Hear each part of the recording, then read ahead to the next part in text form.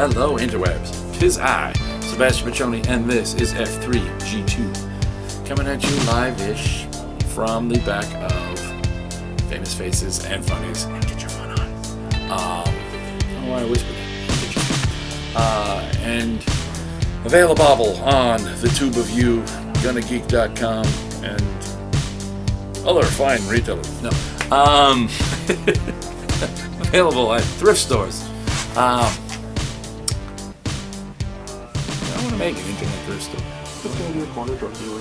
Yeah, just, You've got a copy. Hey, want to watch a little F3G2? No, man, I heard that shit. That shit'll screw you up. Yeah, that's like the podcast equivalent of Crocodile. Shit just rots your right up. Ugh, my ears fell off because my brain didn't want to have to hear this anymore. All right, big stack as always. Me, a little too verbose as always. So let's get it started. Yeah. All right, Batman Eternal number 23. Spoiler alert: someone on this cover dies, and it's not Catwoman. Alas, Snow Leopard Kitten. Aww. We knew you for a few panels. Someone did not make any friends or score any points with Catwoman. Really good issue. Doesn't win on art, so yay. Catwoman centric. Branches out a little bit. You know, we get some Killer Croc in there. We get a little bit of Batman talking to Penny 2, Alfred's daughter. I can hear you, Penny 2. This time they remember to call her Penny 2 instead of going Penny 1, Penny 2, Penny 1. But mostly it focuses on Catwoman, and this is the big tie-in for we know Catwoman's going to become a not drug dealer.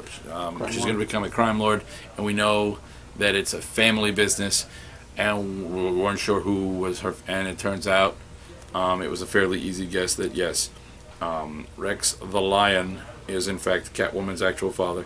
So now, interestingly enough, this is where I'm going to get meta for a second. This has nothing to do with the actual story, but Huntress, okay, who's not in this. Huntress. Original DC continuity, Huntress was the daughter of Batman and Catwoman. Revamped post-crisis continuity, she was Helena Bertinelli, daughter of a crime lord who rebels and goes good. Good-ish. Now she can be both because it turns out Selena is the daughter of a crime lord, becomes a crime lord herself. So you could have a Huntress who is the daughter of a Gotham crime lord and the daughter of Batman and Catwoman, because it's all the same thing. So that was just a weird little thing I thought of because my brain needs to get out more. What the hell just happened? Anywho, really, really good. I'm loving Batman Eternal. It's just so good. Alright, we got a whole bunch of Future's Ends. Some shiny, some not. Look at these babies. Wooka wooka woo. Alright, Superboy, Future's End number 1 was good.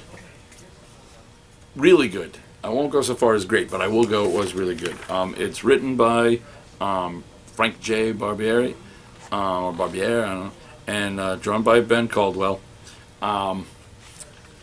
It's got some in the super future. We've got Superboy. Here's what I liked. Superboy's still going, and he's got part of his support team from Aaron Cutter's run on Superboy. So he's still hanging with what do you call him? With the Manhattan Guardian. He's still hanging with Rose Wilson. There's a new character named Roxy, who I can't tell from this if she's some variation of Roxy, the Roxy that Connor Kent hung out with back when he was still Con-El back in like the 90s Superboy series. I can't tell if she's like some form of Roxy Rocket from Batman. yeah, from the Batman, or if she's some amalgam, a whole new character. She seems to have gravity powers, and she seems to be smooching on Superboy. Oddly, before there was Roxy Rocket in Batman, there was Roxy Rocket spelled with a Quette, who was also in Superboy and worked for Cadmus when Superboy did. So I don't know what, but apparently Superboys and Roxy's just make sense. There are some other alternate Superboys showing up and absorbing each other to try and fight Superboy. They need a cure. This is the part I didn't like. They fixed that whole degenerative problem in the last issues of Superboy. He was fixed whole and had no problem. Plus, Connor never had that problem. Connell never had that problem anyway, because he was the fixed version of that. So they'd fixed that. They'd fixed it all.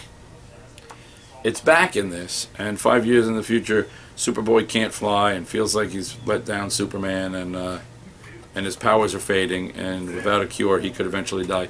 And that annoyed me, because I was like, that was a tedious plot line anyway, and we had wrapped it up, we had resolved it, and now 5 years later, it's been brought back.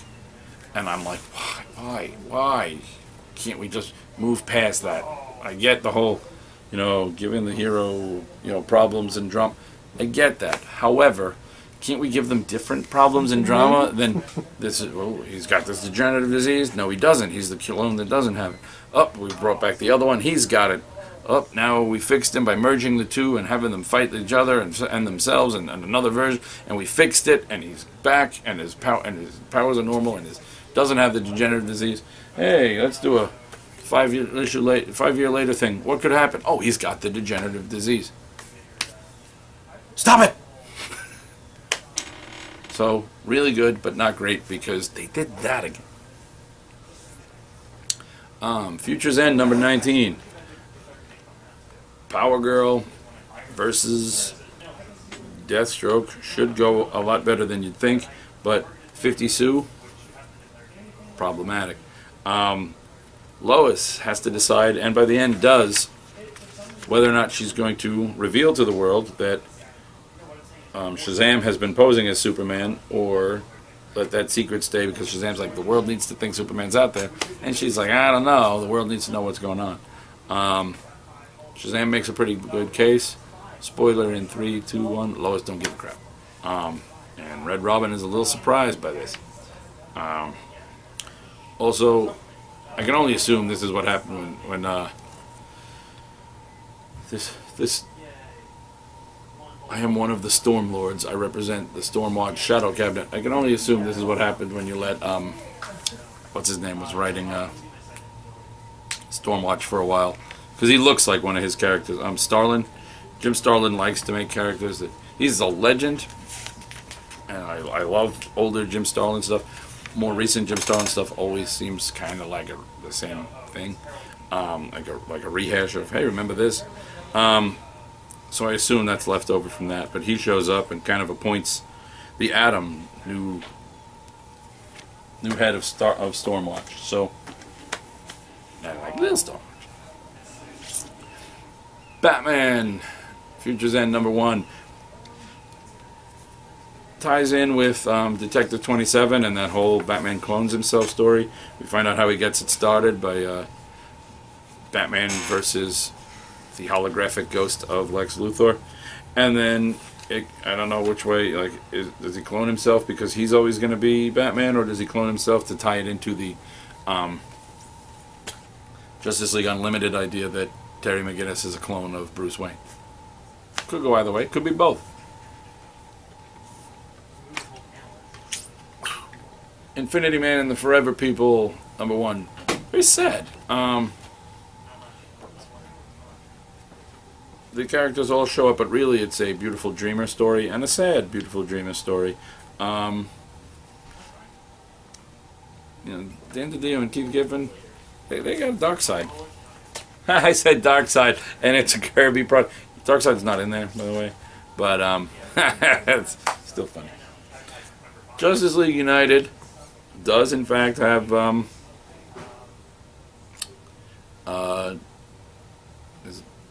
not Dawnbringer. What's the heck is the Legionnaire? Dawnstar? Yeah, thank you. I was like, I couldn't. My blanked on. Dawnstar is a member. There are all. This is the best news in whatever. Is the Legion is going to be a big part of Justice League United storyline. So I am so happy. They look great. Look at that. Yeah, they do. Look at that. And I'm just so happy to see the Legion. So this in and of itself will tie into this story.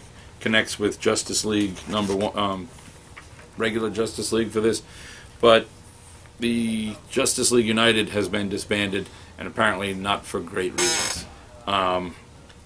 Dawnstar acknowledges being here from the past, and apparently she will. I mean, being here from the future, and some of the Legionnaires are going to come back again. That's how they're going to cross over in this, because they have to try and stop a threat. So they come back. It says a lot, Terminator style. They come back to prevent a threat. But the Justice League doesn't want them to prevent this threat because basically the Legion's going to have to come back to kill a girl. But that's not really part of this. This is totally the opposite of quiet. Don't yell at them. But Mars has been turned into a villain to a prison colony, and then there's an escape, and it's going to tie into Justice League, regular Justice League #1. Suicide Squad, I didn't get the shiny cover. I'm a slacker. This was good. This was a great. It's mostly Waller and Deadshot. A couple others do show up briefly, and you get to see what the future has done to Manta, to Black Manta. What the future has done to Harley. The people who took over Stormwatch tried to improve upon them. They tried to make Black Manta deadlier by downloading it directly into his brain like every martial art technique ever, and tried to make him as badass as Deathstroke. And it worked. He has all the fighter instincts. His brain's gone, though. He's like a vegetable with just killer instincts. They injected Bane's Venom formula into Harley Quinn, so she's like a big old Harley Hulk. And they even cloned Deathstroke. But Deadshot, you get to see older, one-armed Deadshot take on younger, cloned Deathstroke, and it's just great. This was really, really, really well. Who wrote this? Who am I giving credits to? Sean Ryan. Don't know who you are. Well played. Well played. Huntress Power Girl. World's Finest. Huntress Power Girl #1. This you really have to read before Future's End. This is how Huntress ends up. This Huntress's first battle with 50 Sue. I mean not Huntress. Power Girl's first battle with 50 Sue, and it doesn't go well. It also features the new Power Girl that apparently they have plans for, and there's been some rumors and talk that she may end up on the new Power Girl of Earth, of main Earth, may end up on the Titans, and that is that she was like an assistant to Karen Starr, and she's back before I knew who she was. When I first saw this changey cover, I don't know how well the changey cover shows, just based on her flying and the way they do her hair. Black girl puts her hair up in the two big puffs on the side. I almost thought that, it's like, oh wow, they're introducing Bumblebee to the new 52, but no, it's the new Power Girl, and she's like teenage super genius who has a handful of Power Girl's powers due to a kind of transference when Power Girl went back to her timeline.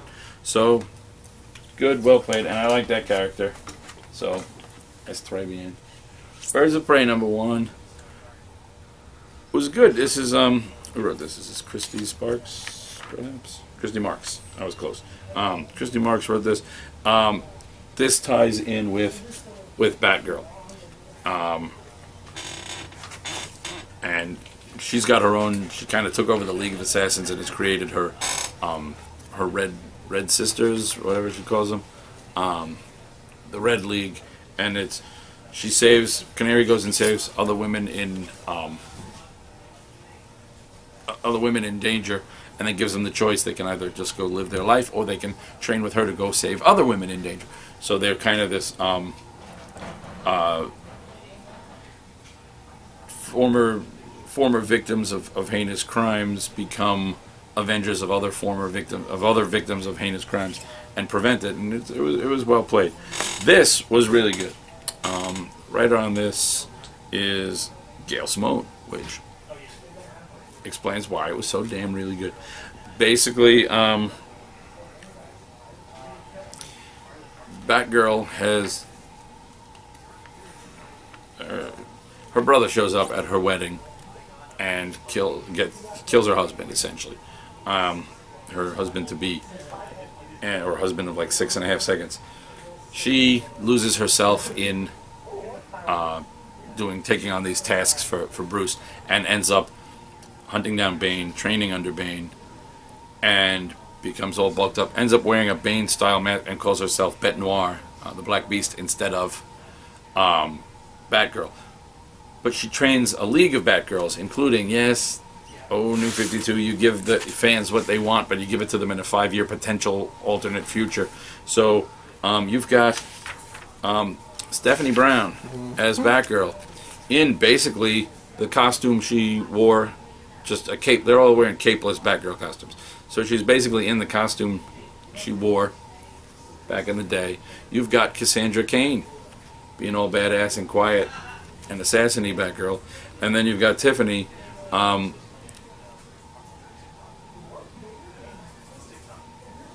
DC, even the thing with comics is it's funny. Sometimes even when they're finally keeping up with the times and really going out of their way to be divergent or diverse, they're not as diverse as they think they are. Because the Tiffany Batgirl, who I really liked and saves the day, by the way, is described as a super genius teenage. Actually, she's 12, so she's a super genius preteen black girl, as opposed to the super genius teenage black. So they're finally giving us diversity, but they're using they're using the same diversity. So it's like close, getting there. But could you be a little more diverse with your diversity? So but they all team, and you have a nice for done in one. There's a lot of character growth and a character arc, and I like the idea of a team of Batgirls. It reminds me of when Chuck Dixon was going to have Ted Kord. After his heart attack, Ted Kord was going to train people, including briefly Tim Drake was going to stop being Robin. It was going to become a Blue Beetle with and then Ted Ted being like they were going to be like Batman Beyond, and old Bruce was going to be Heart Attack Ted and Tim, and then he was going to train a bunch of them, and then Tim would go back to being Robin because Batman needed him, but Ted would have like a team of Blue Beetles in every city that he could, coordinate from his Beatles nest, and that would have been brilliant. And that was a lot like this, so it made me happy. And then we got Batman Inc. Yeah, then we got Batman Inc., which was not as good as the Blue Beetles would have been. Amazing Spider-Man number 6, really good. Freaking Felicia Hardy is on a quick downward spiral. Peter is a genius, but thinks things are in his personal life and his new professional business life at Parker Industries. Peter thinks things are going a lot better than they really are, and Silk is just better at being Spider-Man than Spider-Man is. So, All New Ultimates number 8 was okay. The art was inconsistent, and the story, I don't know, there's just something pacing-wise about this that I like it, but I like every 3 issues, and then the others will kind of go, so I'm not sure what to tell you there. This was really good. Avengers 34.1. It's an all Hyperion issue, and oh, no wonder it was really good. I did not even read. That says Ewing, so this must have been written by. Is there a title page anywhere? Here we go. It's Al Ewing, who I just love everywhere anyway, and it's a really good story of a villain, the Mauler, who kidnaps a boy that he claims is his son, but it turns out there's a lot more to it. And basically what Al Ewing has done with this single Hyperion issue is write the best Superman comic of the past 10 years. With Hyperion. So it was really freaking good. This is what Superman should be. Kind of like how OMAC was the best Hulk comic before Indestructible Hulk came out. Yeah. Yeah. And this is what Superman should be. That Hyperion issue was beautiful. So good. Edge of Spider-Verse, Spider-Man Noir. I didn't read the original Spider-Man Noir, so I don't know anything about this Spider-Man Noir guy. But it was good. And then mostly what these are is just little one-shots of these alternate Spideys, new and preconceived, that end with Superior Spider-Man showing up just as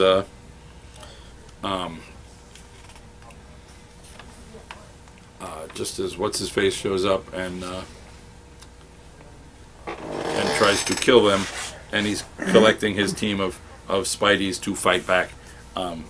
Spider Monkey from that whole Marvel Monkeyverse is in there, and I hope nothing bad happens to him because I love him. Captain Marvel #7 continues.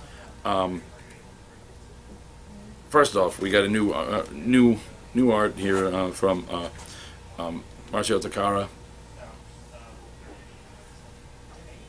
I love him on everything, so I was really happy to see him. But Kelly Sue DeConnick is just knocking the shit out of this. Every issue, I love this book more. I couldn't get into it when the last run of this. She may have still been Ms. Marvel. She might have already upgraded. No, she was still Ms. Marvel because she upgraded to Captain Marvel, I think, in this, right? Mm-hmm. It seems like it was longer ago, but whatever. This has been really good. The last one I just couldn't get into, but a lot of that had to do with the art. This has been hands down one of my favorite books Marvel's got. It's just so good. There is no excuse not to make a movie now because they just need to base it off of Kelly Sue DeConnick's writing. She is trying to rejoin the Guardians with Tick in tow because she was supposed to be. The whole reason she left was to drop Tick off, but after saving Tick's people, Tick decided to stow away and come with her anyway. Rocket keeps telling her that her cat is not a cat, it's a flurkin. She's like, it's not a flurkin, Chewie is a cat. He's like, remember that when she starts laying eggs. By the end of the issue, cat lays 1 million like aliens looking eggs. She's a freaking flurkin. And you get Rocket. I'm sorry, Rocket. Turns out you were right all along. Anytime now, Captain. Because Rocket was right. It's a flurkin. So good. Great balance between humor and space adventure, serious, and just the right touch of superhero. Because in space, they're not really superheroes. There's just heroic people and bad people. So Fantastic Four #10 is a comic book that exists. Why are you still reading that? Because I keep waiting for it to get really good, or even a little good, and it refuses to do either. What are you punishing yourself for? Because apparently they're only a few issues away from, according to the solicits, they're going to be the rebuilding. And I just want to see they didn't need to disassemble them in the first place, but I want to see them return to. See, it says the world's greatest comic magazine. It lies. It lies. Instead, believe that the only superhero comic you'll ever need tagline on the top of Invincible comics. Justin Jordan and Kyle Strom's spread, so good. That was the weed, right? This issue gets a little bit Book of Eli. If that helps. I love the character No. There's No and Hope, and then I forget what's her name, the crazy lady they've taken on to be Hope's mom. But oh my God, this is like, it's part post-apocalyptic adventure, part science gone wrong, part horror movie. done in pure Justin Jordan style. And this issue even has a bad guy who clearly believes that Justin Jordan's beard style is the way to go. So it's, if you can imagine, you know, a giant cannibalistic Justin Jordan. And it's like if Justin Jordan was the star of The Hills Have Eyes. Awesome and horrifying Comic at the same writers time. had eyes. Yeah. Teen Dog #1 from Boombox, part of Boom, was okay. If this was a cartoon, I'd probably like it more. But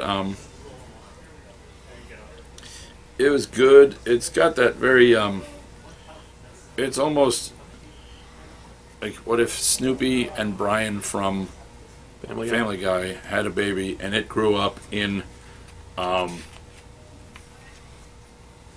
the neighborhood in between wherever Adventure Time and like Steven Universe takes place. That's the best way to describe it. So it's both awesome and what the hell at the same time. Yeah, that needs to be a cartoon. Archer and Armstrong, this issue focuses heavily on it's a Mary Maria story, and we get her actual origin, her true parents before she was adopted by the people who, the nuts that raised her and Archer, and it's really, really good, really good. Armor Hunters, Harbinger, I like Generation Zero. I hope we get more of them. This was really good. They fight like these bugs that go into you and take you over. One of them tries it on Torque from the regular Harbinger, regular Harbinger Rebels team and Renegades team, and it goes in, but he's a projection. So it, as opposed to everybody else where it crawls in you and then gestates, so people are finding that one goes in but three come out. It goes in and realizes it's not actually in anything, and the actual him that's in there is able to like grab it and throw it out of the projection, you know, because he makes a big version of himself with like a kind of solid TK illusion, and he's really just in it. So it crawls in the mouth, but there's no esophagus. He's down here, and it's like, oh, I got to get to you, and he's like, you're out of here, and so it was definitely not a tactic. It was expected, but Valiant's just great. So. Last issue of Avengers Undercover. So good. I want more of them, but unfortunately, the back seems to indicate that everyone involved in doing this book is going on to other books. So I don't know when in the future we'll see more of these characters unless they get incorporated into other things. But I'm not gonna spoil squat for you. This ends it really well and sets up. There's so much potential for so much more to happen. Maybe they'll end up in the new Spider-Woman book because Hopeless is going to be writing that. So maybe he'll bring his babies along. Copperhead. Before we started filming, I was telling my cameraman, Giant Sexy Dave, how good this was. This is it's a space western. And here's the city's new sheriff, or the planet's new sheriff, and this is one of her deputies, who doesn't like to be called Boo, but they do, because his real name is really hard to say. But she and her son moved to this planet, and boom, right away you've just got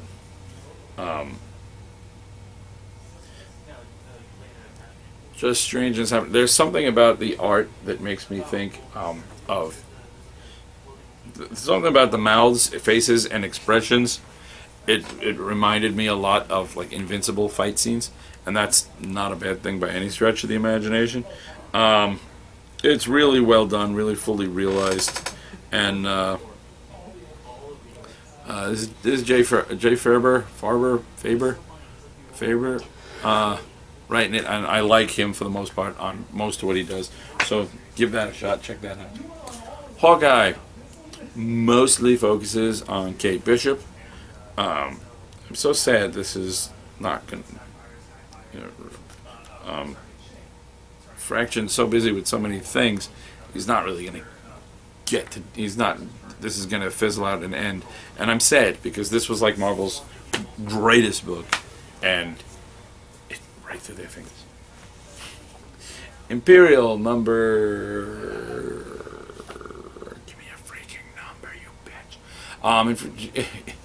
Imperial number 2 is good. We have a bonding moment between the future Imperial and the current Imperial. We have the description that it's really the crown that does the choosing. The crown is sentient and it gives out all the powers. And the Imperial, who hasn't had to eat or breathe in so long, discovers, thanks to the help of our new buddy, that he likes s'mores. Who knew? New Warriors. Great story. Art was so-so. And very inconsistent. There are panels that are like, oh, that's good, but then panels that are just kind of, what happened there? But it's the opposite of a buddy movie. It's Justice and Scarlet Spider out and about, with Justice trying to convince Scarlet Spider not to quit the team.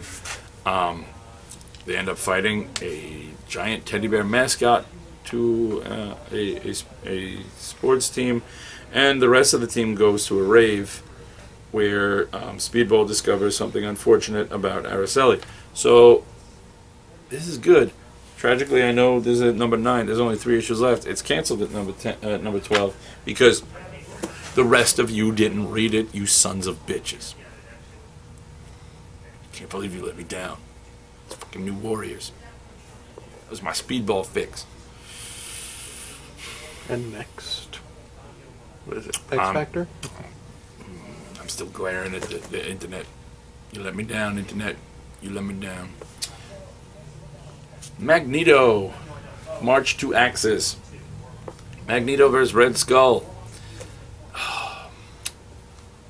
Once upon a time, in the 80s, they did, or no, in the 90s, they did a thing called, or maybe it was the 80s, 80s or 90s. They did that, the hell was it called, where the villains all swapped to fight the different heroes. And they all said, oh, I've been fighting Captain America forever. You've been fighting, the Fantastic Four, let's swap, and blah, blah. And there's that one issue where Magneto and Red Skull end up together, and all right, here's the plan. And Magneto's like, no, here's the plan. Rips open a big, hole, buries Red Skull in it, and goes, I don't work with Nazis, you fuck, and just buries. This time, though, Magneto's powers are broken, and Red Skull has Professor Xavier's brain in him, and his powers. Doesn't go as well for Magneto. It's his book. He's not the winner here. There will be a reckoning. Ms. Marvel, this book, also so good. Who's the writer on this? Is she seriously walking? It's G. Willow Wilson. Yeah, this is so great, and because she's an Inhuman but doesn't know it, Medusa has sent Lockjaw to keep an eye on her. The only interesting thing is she introduces Lockjaw to her family and wants to keep it as thinks she's keeping Lockjaw as a pet. I don't know how that works with a secret identity. There's nothing else like Lockjaw out. Lockjaw looks reasonably sized and relatively normal on this cover, but Lockjaw is this huge, but she's on the track. This is such a great book. This is just such a great book. Read this, people. Nightcrawler is good. The art is amazing. Todd Knock's art is brilliant. Todd Knock was born to draw Nightcrawler. Chris Claremont is Chris Claremont. However, as I say every time, he is writing like the peak of his game, but I mean that literally. He is writing just like he did at his peak in like 1984, and it all feels very dated. Well, even a little stilted. Some of the way it's done up. There are beats that should be hit naturally that seem like they were being checked up on. This is the beat I have to hit. This is the beat I have to hit, and it just doesn't. Low. Yeah, I mean, I'm gonna keep my. It's Nightcrawler. I don't care, and it's a Marvel book, so yeah, they got Chris Claremont for it, and I'm sure they paid some crazy contract, but it's a Marvel book, We're only on issue 6. There's no Marvel books by issue 12 should be on their 3rd creative team. So, you know, I'm sure other people will be in and out for the writing. The story's good. It just something prevents greatness here, story-wise. Although they do some cool things with the way Nightcrawler is using the BAMFs now. Like there's a point where he's like, you know, he's teleporting with Rico, this kind of bug scorpion looking kid, and he's like, Rico's like, I thought you couldn't teleport where you can't see. Which was some kind of forced exposition, but he's like, I thought you can't teleport where you can't see. And he's like, I can't, but that's why the BAMFs go first. The BAMFs can teleport basically anywhere, and he just, wherever they can go, they come back and he just goes with them. And then, when these space pirates have these teleport guns that teleport you, but you can't get back from it. God knows where they're teleporting you. Nightcrawler lets himself get shot so that he can go save people. And they're like, well, now how the hell are you going to get out? And then the BAMFs show up. He's like, they can go anywhere once I can follow them and they can follow me. Once I was sent here, they knew where I was and could come to me. So these BAMFs are like an extension of Nightcrawler, and that is really cool. So I may be underselling this, but there are aspects of greatness, but there's something that keeps it from being great as a total whole. But great art, aspects of great within the story, a little clunky on the delivery. That's the way we'll go with it. Superman Unchained number 8. Was really good, especially because this time I was able to remember what the hell was going on, and sets us up for a final end game, and I'm ready for it. Suicide Risk continues. This book is good. There are like high concepts meets sci-fi meets almost superheroes. We'll go with superpowers more than superheroes, but some high concept sci-fi.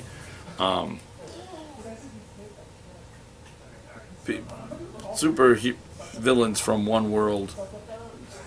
The government takes them, implants a fake personality and sends them to our world to live as normal people. But they've started to realize who they are.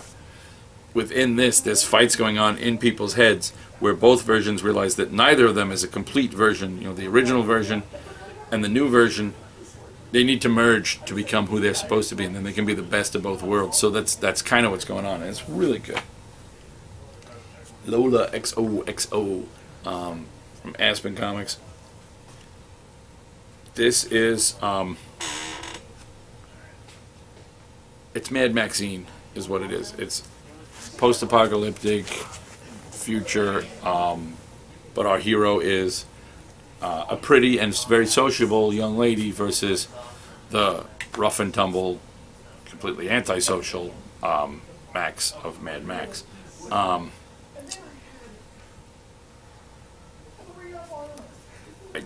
I like this. I'm not always a big fan of Aspen, but I like this. And this is what I'm really looking forward to, is Zoo Hunters. The free comic day thing for this was so good, and I've been dying for this, and this starts in October. So that's next month, so I'm happy there. Hexed, one of my favorite properties from Boom. This is Michael Allen Nelson's best character, and he's returned to it. And the art in this, oh my god. This Dan Mora. This book is so gorgeous, and Hexed is...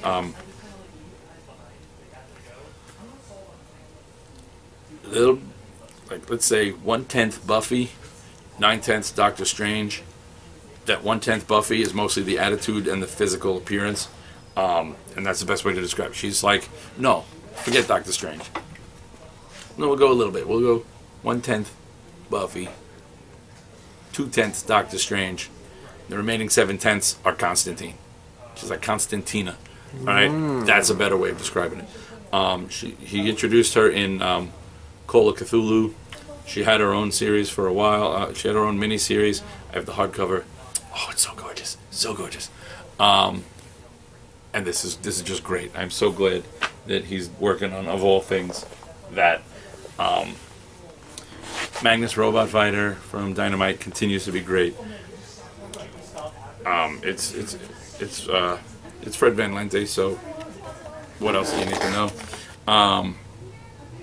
There are robots that want to be human, so they're harvesting people for spare parts that they can incorporate into themselves to become you know, flesh and organic. as well. And then there's you know, Lysia, who's been after in original continuity. Lysia was Magnus's wife. In this, she stops robot hunters. She works for the North Am Gov, but she's starting to realize everything she's been told is a lie, and I think they're gonna get a little closer. It rained on my copies, so they're all stick together. Made me sad. Terminal Hero number 2. This is really good. A guy gets a brain tumor, takes a procedure that his friend knew about, that was never used again because they didn't know why, and it turns out it has these disastrous effects of gives you powers, but it feeds, in order for the powers to work, it opens your mind completely, which means you have no choice but to face constantly and relive all your darkest fears and darkest moments. So he's got all these godlike powers, but at the same time, it makes him the worst him he can possibly be. So he gets to be this hero who sometimes is like a bastard of unbelievable proportions. Shadow Year 1, number 10. I believe this is the last of Shadow Year 1. This was consistently so good. The art was gorgeous. I always called this Shadow the Animated Series. Wilfredo Torres, amazing on art. Story by Matt Wagner. If anybody can write a Shadow story, it's Matt Wagner. This was so good. Get a trade of that. Be blown away.